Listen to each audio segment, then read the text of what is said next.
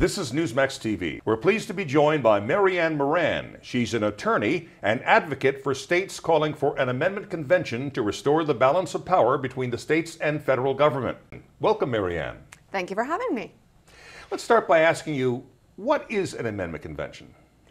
Well, an amendment convention is called by the states. Well, we've only had one in our history, but it's a tool that the Founding Fathers gave the states to cause Congress to submit to whatever amendment we want. And right now, at this time in our history, it's important to restore the balance of power between the states and federal government. States can call upon Congress to submit to the states for ratification an amendment that would give 2/3 of the states the power to repeal anything Congress does. What it does is it sort of restores the Constitution.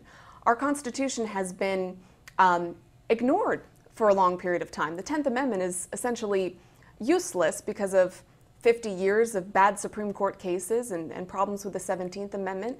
So to answer your question, it's a tool that the Founding Fathers gave us to cause Congress to do what the states want. Several members of Congress have advocated a balanced budget requirement over the years. All have failed. Can they be forced to adopt a balanced budget? Absolutely.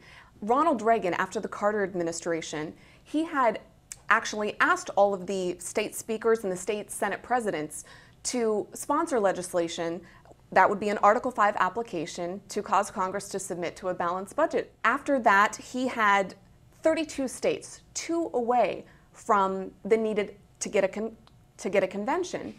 And what happened? It caused Congress to act. They passed the Balanced Budget Act of 1985. It didn't work, but the moral of the story is this is a tool that we can use. The states have the power to get a balanced budget so we don't turn into Greece in 15 years. You write about encroachment on states' rights, and critics say Obamacare may be a very good example of that, with insurance purchase mandate and dramatic expansion of Medicaid, which the state has to pick up the tab for. Several states led by Florida are in revolt now. What would you like to see happen? I think we need a repeal amendment to the United States Constitution. I think we need that right. We're shackled right now. We have unfunded mandates. Florida has a balanced budget. Virginia has a balanced budget. But these 2 states, no amount of fiscal discipline on our end is going to save us from the flood of federal debt that's coming our way and unconstitutional mandates like Obamacare. We need the authority back that the founders originally wanted for our country. And we can do that by forcing Congress to give us the Repeal Amendment so we can repeal bad acts of Congress. There's the 10th Amendment to the Constitution, which you mentioned before, protecting states' rights. On the surface, it would appear that that would be a slam dunk to render key portions of Obama's health care law unconstitutional. Legally, where do you see this headed?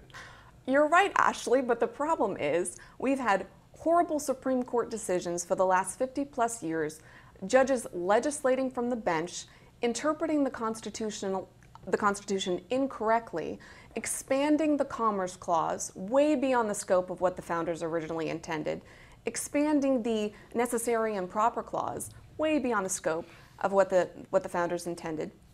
In addition to problems with the 17th Amendment, the founders originally wanted us, right now we have 2 houses of representatives. We're supposed to have a House and a Senate, and the Senate is supposed to be elected by the state legislators, so the states would have more power, and we wouldn't have these problems with unfunded mandates and a lot of the problems that we do now. So that's the solution. We need to restore the balance of power that the founders originally intended for us to have.